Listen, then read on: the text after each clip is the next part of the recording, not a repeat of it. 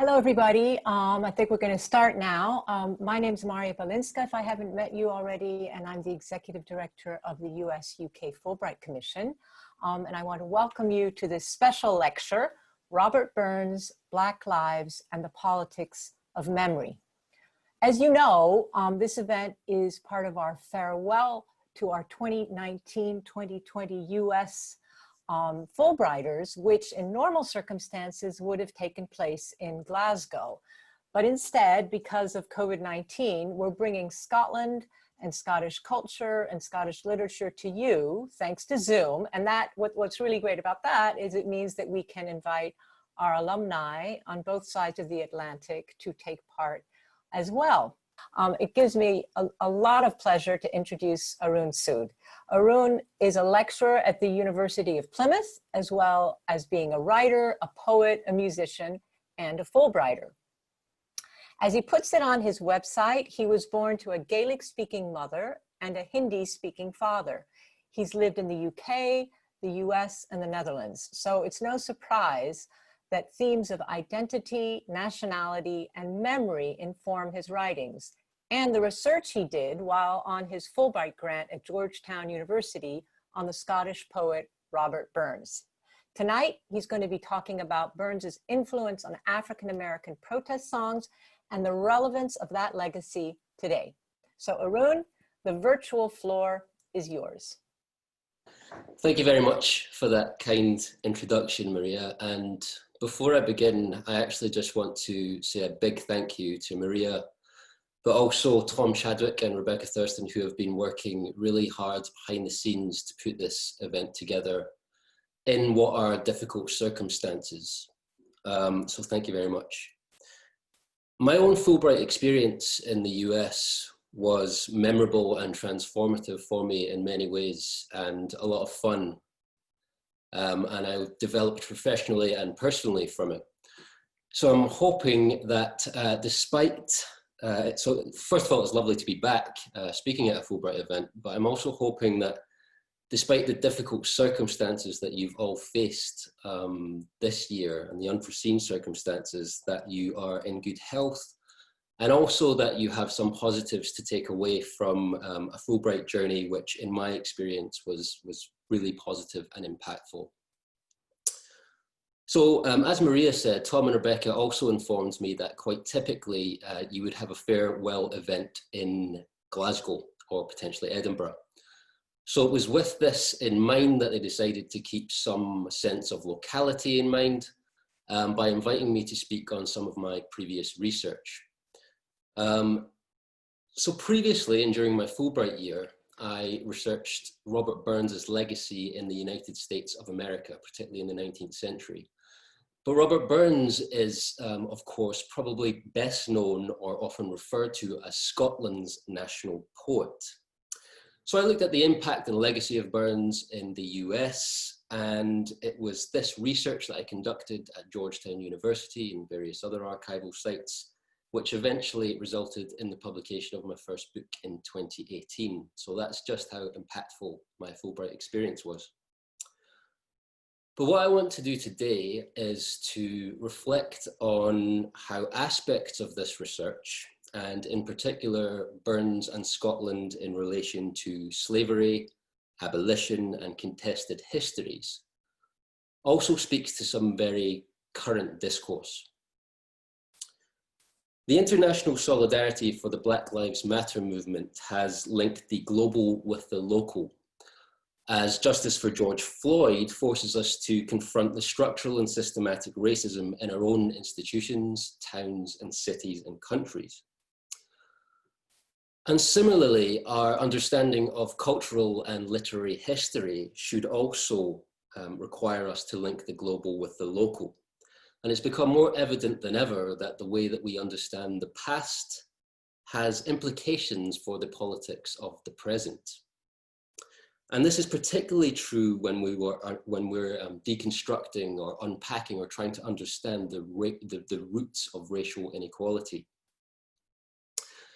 And for some time now, those of you who work in the humanities or perhaps beyond that as well will know that, particularly in English and history, we've used the term transnational a transnational perspective, to think about the past and think about history in a way that goes beyond the nation state, in a way that links global events and accounts for global events rather than just simply kind of bordered national histories.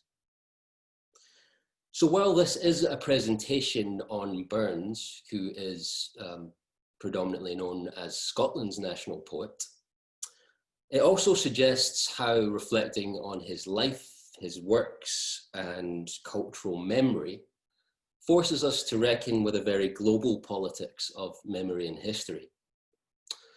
So in very succinct terms, today I'm going to touch on Burns in relation to Scotland and the colonial past, but also in relation to US slavery and abolition and the complexity of commemoration. So I'm now going to turn my camera off and start a slideshow. And I'm actually going to begin by playing a trailer for a BBC documentary that was filmed towards the end of my Fulbright year.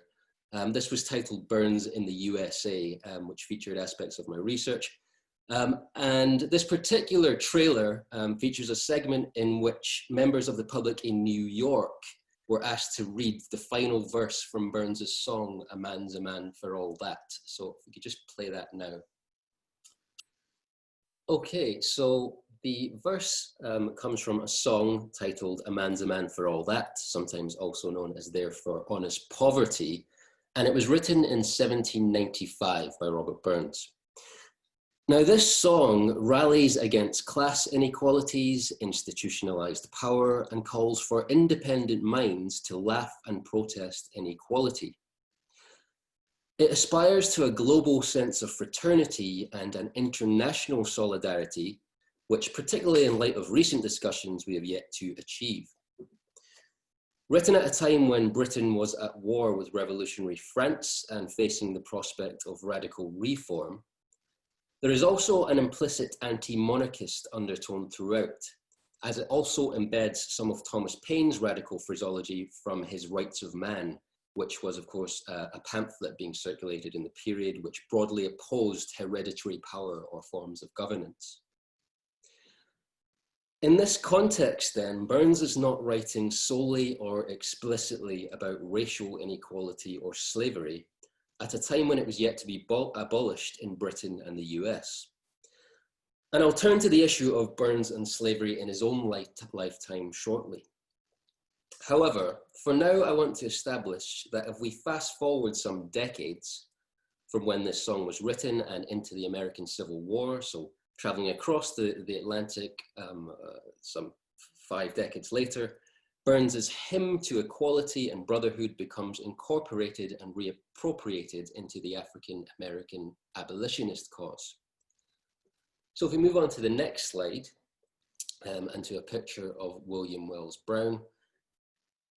In the build-up to and during the American Civil War, pro-union writers and orators regularly drew on the memory of Burns or Burns's verse, and specifically the phrase, "A man's a man for all that," to win support for abolitionism and promote messages of equality and brotherhood beyond the boundaries of race. For example, the African-American abolition lecturer William Wells Brown, who was himself born into slavery in Kentucky, adapted Burns's song as part of his 1849 anti-slavery collection titled The Anti-Slavery Harp. Now, where Burns's original composition can be interpreted as more pointedly concerned with class and monarchy, Wells rewrites the verses to incorporate racial politics, emphasizing that skin color should not rob an individual of their humanity by asserting, quote, that the slave's a man for all that. Now, if we move the slide forward, arguably well known is Frederick Douglass's association with Burns. Douglass was, of course, the most prominent and influential African-American writer and intellectual of the 19th century. And in his 1863 essay, "Why Should the Colored Man Enlist?", he made arguments for African-American men to enlist in the Union Army to help end slavery. And he powerfully suggested in this essay that, quote, "whatever may be the colour of his skin, a man's a man for all that." Now, earlier in life, Douglass had actually spent time in Scotland as a fugitive slave and visited Burns's birthplace himself.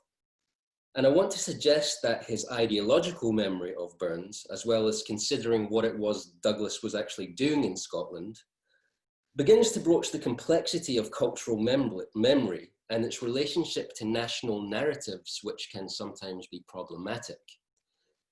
And I wish to emphasize here that, you know, I'm talking as if perhaps Douglass has a very personal memory of Burns through my phraseology. But of course, William Wells Brown and Frederick Douglass never met Burns. Burns had died at the end of the 18th century. So their memories are based upon poetry and songs.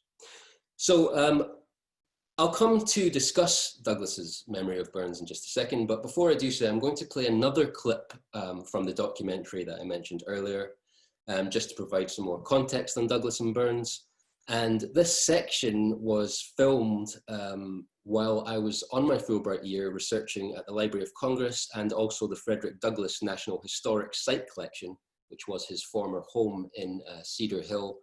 And that is what is featured in the documentary. So if we play a quick clip of that now.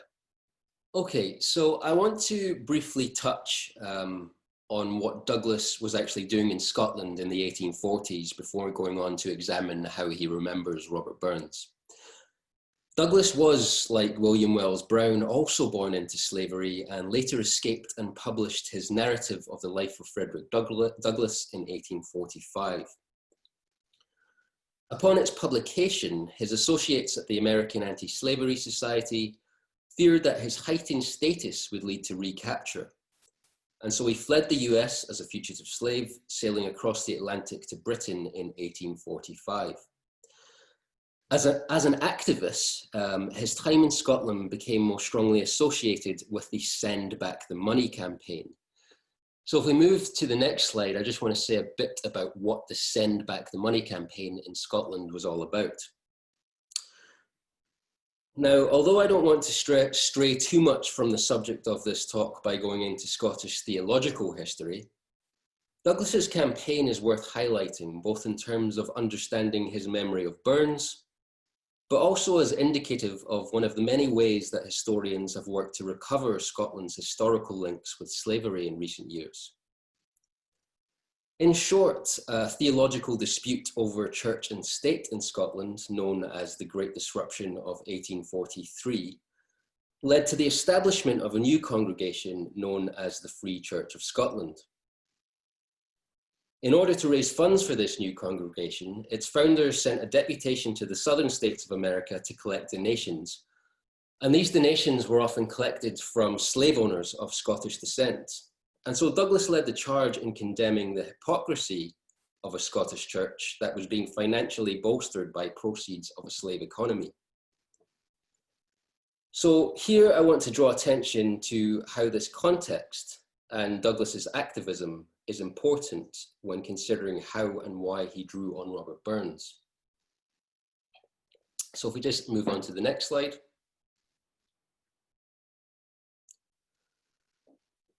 Amidst his speaking tour and the Send Back the Money campaign, Douglass visited the birthplace of Burns in 1846 and wrote an account of his experience titled A Fugitive Slave Visiting the Birthplace of Robert Burns. Now, a fuller examination of Douglass's account reveals the extent to which his individual memory was shaped by social political tensions of the time, and in particular, abolitionist discourse. As I stated in the documentary, Douglass enlists Burns into a very specific cause. Douglass even describes Burns as being, quote, trapped in the moorings which society had thrown around him, which is actually resonant of the way he described African Americans in a speech in Paisley, Scotland just a week earlier as, quote, clanking their chains and calling upon Britons to aid them. Now, again, I'm using this term memory of Burns, and I've hinted at the fact that Douglass's account of Burns may have been partly ideological. because of course it's important to remember that the way we construct memories of a person, place, or nation, or even a poem, can often be dependent upon personal values, and thus memories differ from strictly historical processes. For example, the suggestion of Burns being trapped by moorings is, I suggest, more of a rhetorical flourish that purposefully plays with myth rather than history. Here, it's important to establish some historical facts in the face of such commemoration and begin to approach memory as something which can be distinct from history. So if we move on to the next slide, suffice to say, although coming from relatively humble tenant farm beginnings, Burns was never enslaved. And more broadly, this idea also brings to mind some ongoing claims, some of which were even proliferated in social media in recent weeks, that quote, Scots were slaves too. And this is usually based on comparing oppressed groups in Scotland, such as indentured servants or cleared Highlanders, with enslaved Africans. Now, this is, broadly speaking, a false equivalence, and there is not a strong basis for comparing such forms of oppression in Scotland with race-based transatlantic slavery, particularly since falsely equating the two can lead to the toxic denial of historical Black oppression and experience.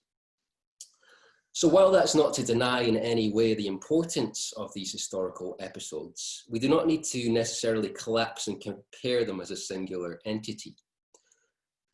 Moreover, such comparisons and conflations tend to deny or deflect from Scotland's involvement in Atlantic slavery. Research over the past 20 or so years has revealed the extent to which Scotland's people, towns, and cities benefited from the Atlantic slave economy. And this disrupts the notion or national memories of Scots as oppressed people, and reveals how they often profited from imperial conquest and slavery. So in returning to Douglass's memory of Burns, there was perhaps an aspect of abolitionist ideology inherent in his memory of the poet. However, if we are to recognize this ideology, so too must we recognize the ideology inherent in the claims that Scots were solely victims rather than profiteers of slavery and oppression. In both cases, a constructed memory blights the complexity of history.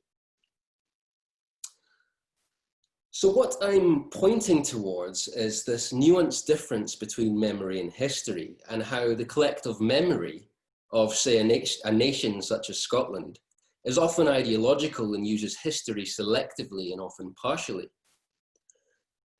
And in fact, Burns makes for a particularly interesting example of how an individual or nation can be remembered in a widely different ideological manner.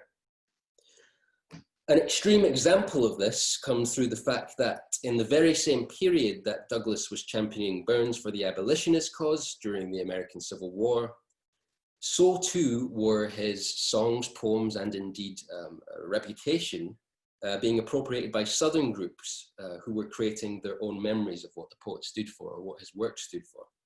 So we go to the next slide. So in an extreme example of this, even the first constitutional document of the Ku Klux Klan reveals a Burns influence. Printed secretly in the office of the Pulaski Citizen in 1867, the document begins with two unattributed literary quotes, one of them from Shakespeare's Hamlet and the other as an altered stanza from Burns's address to the Deil. Now, in addition to this, Burns's Tu Laus was also recited as a rite of initiation for new members. The question of why Burns's poetry was adopted merits further discussion, particularly when juxtaposed with the simultaneous and contemporary use of Burns's work in abolitionist discourse in the likes of Douglass's pamphlets. Research has shown that Scottish writers and images and icons often played a part in shaping the identity of Southern extremists, particularly in the Civil War period and its aftermath. And there's evidence to suggest, for example, that ex-Confederate soldiers drew on parallels between the loss of Highland culture in 18th century Scotland and the loss of Southern independence after the Civil War. And so Southern groups drew on selective interpretations of Burns and of Scottish history to justify their defense of what they saw as their threatened white Anglo-Celtic or sometimes Scots Presbyterian culture. And we can hear this even in the connotations of the word clan, which of course has a directly Highland connotation to it. So what these starkly conflicting memories of Burns tell us is that the memory of him and his works and the symbolism of his Scottishness was highly selective. And this selective dimension of cultural memory has been known to scholars in the field for some time. So if we move to the next slide,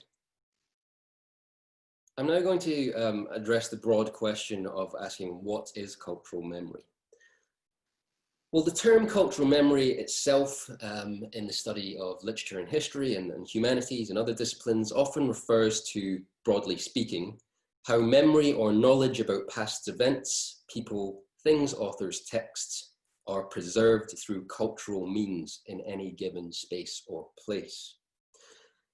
This use of the term broadly derives from Maurice Halbwach's concept of collective memory. Halbwach challenged Freud's view of memory being a resource of the individual personal psyche and argued that it operates according to a social rather than a psychological dynamic. Halbwach suggested that perceptions of the past are continually revised by social forces that act upon us and moderate our present conceptions. And so the dynamics of social structures, families, demographics, social classes, and religious sects, and we can add race to this, determine the ways in which we remember the past and often create a shared memory and shared identity that might differ from the collective memory of other groups. And it's this idea that led Halbwach to distinguish between memory and history, where history or historical knowledge about the past is a set of generalized facts that follow some form of fixed standardization, such as the remembering of a specific set of dates, or the unbiased empirical verification of a document or a letter. Collective memory, on the other hand, contains a subjective dimension and promotes a sense of identity which is intimately tied to a particular group and its values. A key point here is that the way something is remembered is inherently tied to an ideological sense of values. And this, I think, is important to acknowledge, particularly in current contexts. Therefore, individuals and groups who have no actual connection in any biological sense with a person or with past events may have very strong notions of those people or past events. So, for example, Douglass and other prominent abolitionists in the 19th century US unquestionably generated a working memory of Robert Burns as sympathetic to Black lives. And this memory was later reconstructed and reconstituted through future acts of public commemoration and remembrance. So for example, if we go to the next slide, Douglass's working memory of Burns did influence several subsequent constructions of the poet, specifically among African Americans who came to regard him as a voice of liberty, equality, and brotherhood. Maya Angelou, for example, also made a pilgrimage to Burns country and identified the poet as the first white man who understood that a human being was a human being and that we are more alike than unalike. Similarly, Kofi Annan, speaking in 2004 at the UN headquarters, described Burns as an opponent of slavery, pomposity, and greed.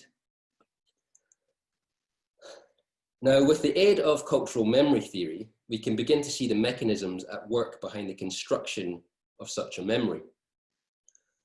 But such forms of commemoration are complex if we are to unpack them fully, not only when considered alongside conflicting commemorations of the poet, but also in considering some of the historical facts around the poet's own life. So if we move the slide on,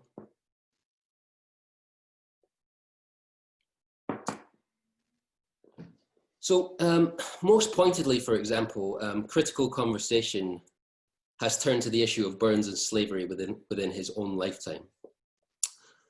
Prior to the success of the first edition of his poetry, Burns was offered a salary to be an assistant on a Jamaican plantation in 1786. And it was suggested that he publish his poems to pay for his passage. So the prospect of Burns overseeing slaves and thus being complicit in the slave economy, the prospect and possibility of this was a very real one within his own lifetime. However, Burns made significantly more money with the second edition of his poetry and thus decided not to leave and to continue writing poetry and collecting songs in Scotland, some of which, such as The Slave's Lament, evoked empathy for enslaved Africans.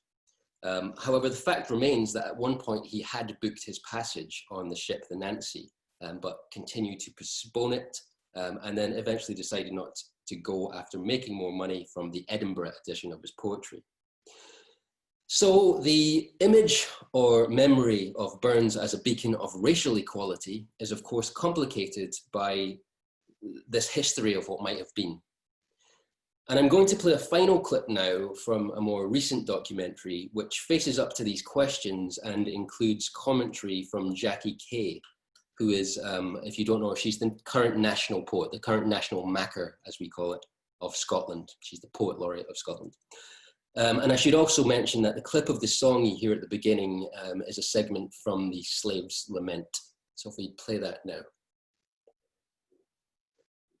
So the historical truth about whether Burns would have gone to Jamaica is of course rather speculative, or indeed the extent to which his calls for equality extended to enslaved Africans is also difficult to fully determine, partly because it relies on scant evidence, including a handful of letters, critical speculation, and creative works which are always open to ambiguity and contestation. Does this mean that our historical understanding of Burns, or even more broadly Scotland's relationship to Atlantic slavery, is complicated? Or does it mean that we might need to think more critically about how he has been ideologically remembered? Well, yes, it does. These issues are important to root out and examine and discuss in all their complexity, and sometimes controversy or national discomfort. And I suppose this is where I want to draw to a close and reflect on the broader points that discussing Burns in relation to the politics of memory raises.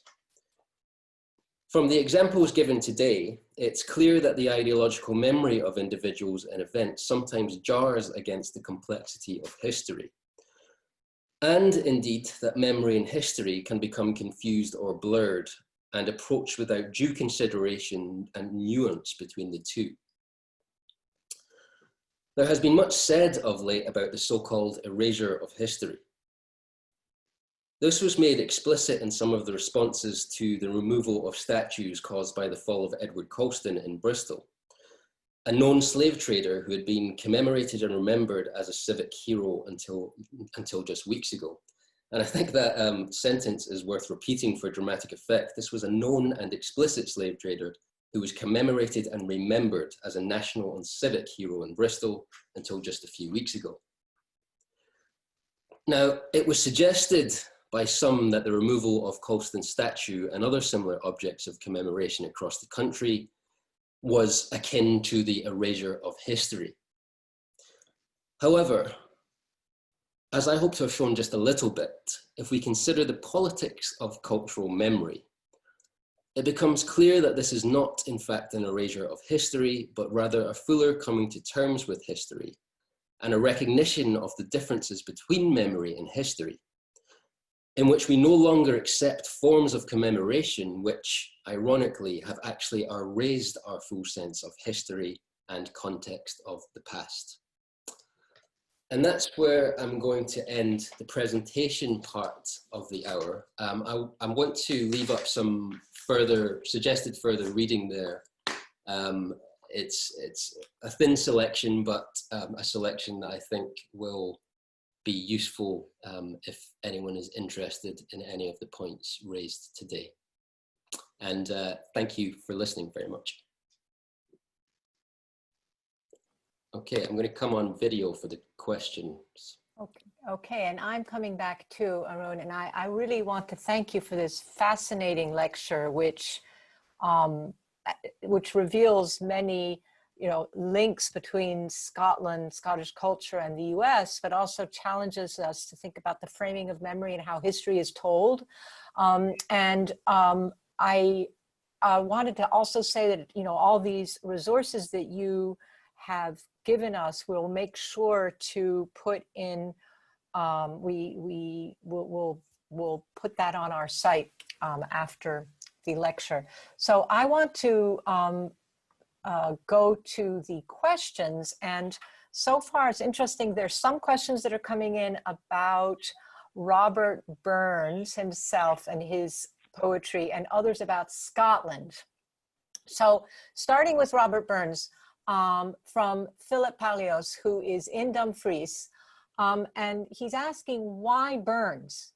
Why choose Burns of all poets to adapt and to adopt for the cause of anti-slavery, but also to adopt for the cause of white supremacy, actually, if the Ku Klux Klan was taking him.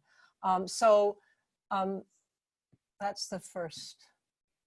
Sure. There are probably commonalities to why conflicting groups chose his works, but I also think that there are some differences. So the case for abolitionism is rooted on notions of equality and egalitarianism. And Burns very much is, in a lot of his poetry and songs, an egalitarian poet, espousing ideas of universal brotherhood, universal equality. He also rallies against class and hierarchy in a way that abolitionists, and particularly African-American abolitionists, really had to rally against institutional power. At times, perhaps Burns was more suggestive of a kind of anti-monarchist revolutionary strain of power to the people, if you like. But I think that can be quite easily adapted to struggle and to the idea of struggle and to attaining equality through the process of struggle. With regards to Southern Confederacy, studies on, for example, Burns and the novels of Walter Scott more broadly equate a kind of romance of the South and a romance of the Southern Confederacy that can often link back to an old world conception of romance and freedom. And that's not to mention that many immigrants to Southern states and were of Scottish descent. And so there is always a kind of sense, Anne Rigney, the cultural memory theorist, she talks about how emergent groups, when a group has to reinvent itself, it has to trace some form of heritage or grab and appropriate some form of heritage in order to reassert itself. And I think that is happening in the South, particularly post-Civil War and through Reconstruction. So I'm going to follow that up with, how the poetry the performance of this poetry impacted events. So one question is, would you comment on the performance of history and how the repetition of Burns' poetry by Douglass and others created a counter performance to slavery? Could you repeat that again, sorry? Yeah, so would you comment on the performance of history and how the repetition of Burns's poetry by Douglass and others created a counter-performance to slavery? And I wonder if also the example of the Free Church of Scotland, how he was using Burns's poetry with them, what was the impact there? What difference did it make? Yeah, I think, it's interesting that performance of history, I think that the performance of history or the upholding of history requires some kind of institution of preservation, whether that be a text or a poem that holds up a certain ideal.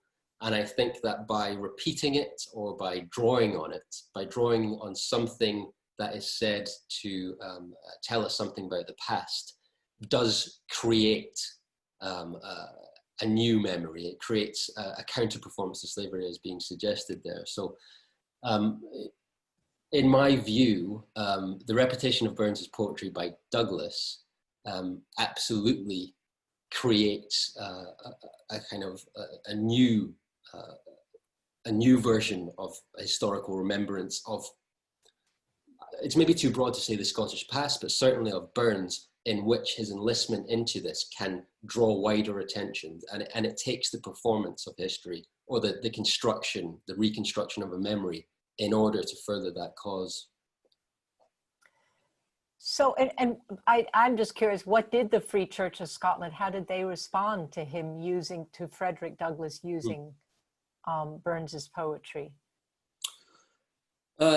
Well, when Douglass was in Scotland and in Ireland, also in England, but predominantly his Send Back the Money speeches, which focused on the hypocrisy of the Free Church of Scotland, were delivered in Ireland and Scotland.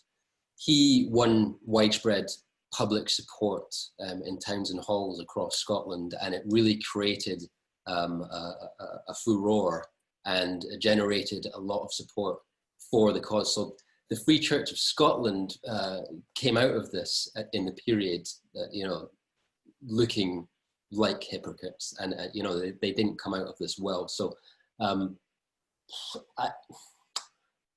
not entirely sure if there is evidence of how they responded in their correspondence to the use of Burns specifically, but they knew that they were very much aware of the activism that was occurring and the public feeling that was being generated. There's a very good book on Douglass in Scotland, in particular, by a scholar called Alistair Pettinger. I don't think I've added that one to the PowerPoint slides, but I can add that. Thank you. So now let's talk about Scotland a bit and its history.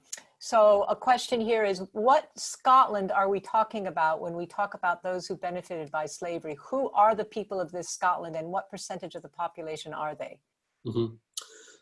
I mean, if we're talking 18th century Scotland, 17th, 18th century Scotland, a period spanning, or let's say post Jacobite risings to the end of the 18th century, I would venture to state that very few aspects of Scottish society, towns and cities, were insulated from the impact of slave-based economies, whether that's through the construction of cities or the filtration of money into institutions, or the employment gained by the linen trade and the cotton trade, and of course the boom and taste for sugar, rum and tobacco. I don't have statistics in front of me at the moment, but the book that I provided an image of, Tom Devine's edited collection, Recovering Scotland's Slavery Past, in addition to work by the likes of Stephen Mullen, is very quantitative in its analysis of Scotland in relation to a transatlantic slave economy. And there is actually an argument put forth that statistically, per capita, that Scotland is actually more implicated than other parts of the United Kingdom in terms of beneficiaries. It's worth mentioning that this is not, while it is the case that merchants and the aristocracy are benefiting in this period, it's not restricted to class either. As I kind of demonstrate with regards to Burns's opportunity, it was a common endeavour for someone in Scotland of his position or who wanted to better their financial situation to book passage to, for example, Jamaica. Particularly on the quantitative analysis side of things, I would really recommend Devine's Recovering Scotland's Slavery Past, and there's also some good literature on Scotland and the Caribbean as well. And universities weren't exempt from this either, right? Absolutely not, which has come to attention, wider attention in recent years. Most prominently, I think, at the University of Glasgow, we're one of the first institutions, and that's where I did my PhD, I'm alumni there, we're one of the first institutions to actually publish a report that, again, in quite a quantitative but also qualitative sense, this report, which is open access, I've actually linked that in the further reading in the PowerPoint. It's an open access report onto how the institution benefited, or in which ways it or its students were implicated in slavery. And it's fascinating how they've gone about thinking about restorative justice as a result of that as well. So another question, which is looking at Scotland, both and comparing it with England. So here's the question. Can you speak more to the dual status of Scotland as both a victim and a beneficiary of colonialism? In the context of decolonizing efforts, how may Scotland and England's effort look different? Those are fantastic questions. I think if we think of Britain more broadly, I do think that there is a collective story across Britain that has been one of this kind of false idea that our empire was one of benevolence and brought civilization to other areas of the world. In Scotland, I think that there has been an even more minimalization or marginalization of the role of Scotland in the British Empire. And also something I touched upon in my talk, there has also been a sense that Scotland, through various ways, has somehow implicated itself as a victim of colonialism, or as an oppressed nation, and one that is based on egalitarianism and opposition to hierarchical power. That certainly exists through text, literature, and the writing of history, and through the way one thinks of themselves as Scottish. So I do think that Scotland, as opposed to England, does, as this question rightly points out, have this dual status of both victim and beneficiary. It also, in post-colonial studies, Scotland is a very difficult case, as is America, of course. But Scotland, is Scotland a post-colonial nation? Do we think of Scotland as culturally colonized? We can look at the banning of tartan after the Jacobite rebellions. We can look at the banning of Scottish Gaelic and the Anglicization of Scotland. Are these to be considered post-colonial patterns of oppression? Well, there is a case for that, but there's also a case for the fact that, particularly post-Jacobite rebellions, Scotland are playing a huge part in British imperial endeavour, and partly due to the fact that Scotland has a very high literacy rate due to parish schooling. There is a high amount of Scots in the British imperial project. So I'm sorry for rambling a little bit there, but this question is one that I find really interesting. I do think that decolonizing efforts are different in Scotland to England, because there are different layers there, much like cultural criticism can be different in Scotland as to England more broadly. So it's very interesting, we're getting sort of pairs of questions that it's coincidence, but they somehow go very nicely together. So the next two, one is about taking down statues, and other is about how do you commemorate. So let me start with the first sort of as it were, the destruction. So and the question is, I like the idea of deflowering statues as a reframing or rewriting of history. Do you care to expound? Yeah, well, on this thinking of the gaps between memory and history, or potential differences between memory and history, the French theorist Pierre Nora is very influential on this idea. And he often, he states that statues in nations are often erected to solidify the values and to shore up the collective consciousness and values of a nation and its people. Now, a complexity arises when that nation and its people begin to have very starkly contrasting views of that statue, or of that that process, that site of memory, as he calls it, a lieu de mémoire, sounds a lot nicer in French. It's the site of memory. So I think that sites of memory, particularly in current contexts and discussions, need to be really considered if they are upholding a sense of what is important in a city or a nation and its values, because sites of memory do have this significance in terms of building a collective consciousness of what's important and what's not important. So deflowering statues as reframing or rewriting history, I would maybe say deflowering statues as reframing or rewriting how we think about the past and what modes of memory are important to our current values. So the flip side of that is in the next question, which is, I'm curious to ask if you have an opinion about who or where decisions should be made about commemoration. Mm-hmm. As a hero of every man, should a Burns memorial be envisioned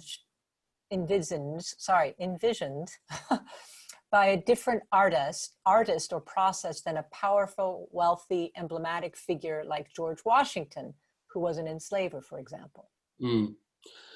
Yeah, well, I think that they are very different individuals. So any memorial or commemoration would need to be different because there are facts of history about Burns and there are facts of history about George Washington that differ starkly. So in terms of how we remember them or how we construct sites of memory or memorials will be or should be different. And I suppose that speaks more broadly to the difficult question of where should the decisions lie about commemoration. There was, I left up the picture of the Colston statue there, and there was a recent debate over the fact that there was an artist who replaced it with a protester from a Black Lives Matter protester. But again, that artist did not consult, or there was also some controversy over the fact that that artist did not consult, or that there wasn't an open forum or an open discussion over the fact that this should replace Colston. This should be the thing to replace Colston. I think that these discussions, when possible, do need to be had in public forums. I think that they need to be had with politicians. I think they need to be had at educational, institutional levels. And often to facilitate these conversations, they're difficult, and because they rally against the institution. But I think that's where we need to go, and I think that's where we are going. I can give you the example of, I now work at the University of Plymouth as a lecturer, and something really interesting occurred here, where there was a square named Sir John Hawkins Square, and John Hawkins led the first slaving voyage, crown-sanctioned slaving voyage out of Plymouth, but he was also commemorated as a civic hero. So clearly, when Sir John Hawkins Square was named, this was a period when Black lives didn't matter. And I thought that the decision of the renaming of the square was actually very interesting, and it came through a discussion with the council, and there was open forums for consultation, and it was actually renamed Sir Jack Leslie Square, who was a Plymouth Argyle black footballer who was called up to play for England, but on account of him being black, he never got to play for them. They refused to let him play in that period. So retrieving and rethinking cultural memory in light of whose lives matter and what's important, I think, can influence decisions about commemoration. So we have about 5 minutes left, so I have 3 more questions. I'm going to sort of jump, those people who are watching the sequence of questions, I'm jumping ahead because one of them is directly relevant to what Arun was just talking about, which is in Australia, they have the interesting practice of adding a plaque to a statue to provide a counter narrative regarding, for example, regarding crimes against Aborigines, leaving the original statue in place. What do you think of that? Yeah, I support that. I think that history and commemoration is complex, and sometimes it's easier in public view, for understandable reasons, to have bad guys or bad women and good guys and good women. History is a bit more complex than that, and understanding the past is more complex with that. Therefore, I can give you the example of my own locality here, Sir Francis Drake. There's a monument to Sir Francis Drake in the city. The narrative on that monument is celebratory. It's solely celebratory. It's heroism. It's the construction of national heroism and the construction of a national ideal based on heroism. Now, as we all know, I think now, we need to be more honest about the past. We need to be more honest about the balance of history, and therefore added contextual, whether it's counter narratives or simply broader contextual narratives regarding past crimes, regarding past inequalities and injustices, I think are a good thing. I support that. But of course, it does come on a case-by-case basis with each monument, I think. So let me, we're going back to Scotland and its past.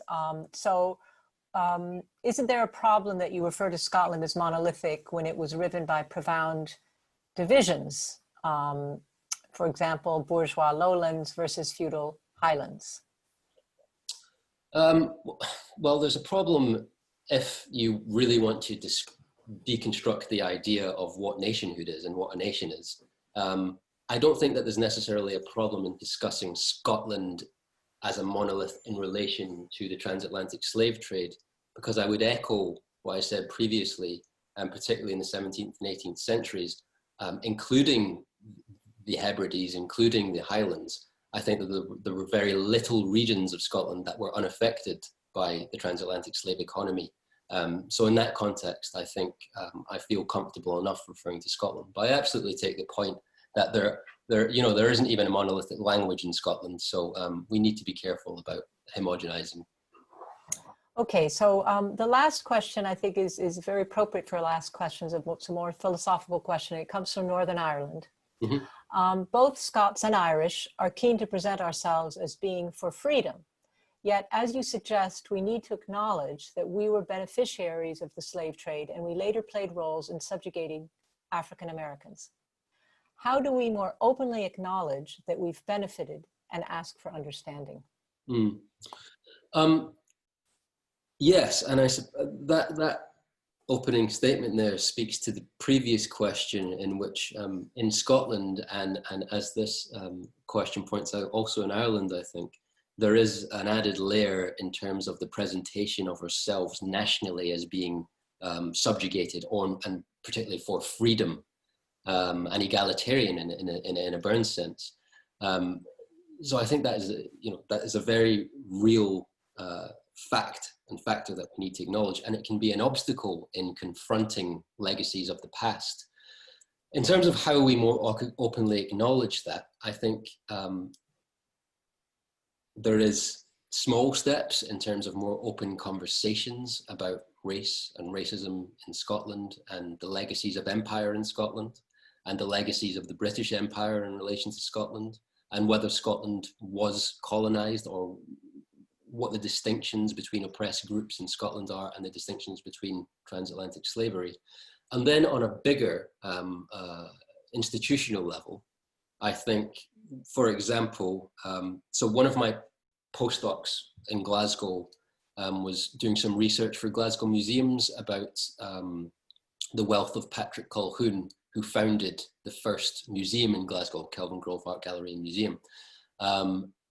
And this research, along with several other scholars' research, is now informing the curatorial policy of Glasgow museums. And there is now provisional talks to actually have a museum dedicated to slavery and abolition in Glasgow. So that's an institutional discussion, an institutional step of how we acknowledge that this is a legacy in the history of the country. And I think with that honesty, with that form of discussion and facing up to difficulties and difficult questions will come an understanding. Arun, I want to thank you for a very stimulating discussion. I'm sure everybody agrees with me that you've given us a lot to think about history, and also about our own identities and how we construct them.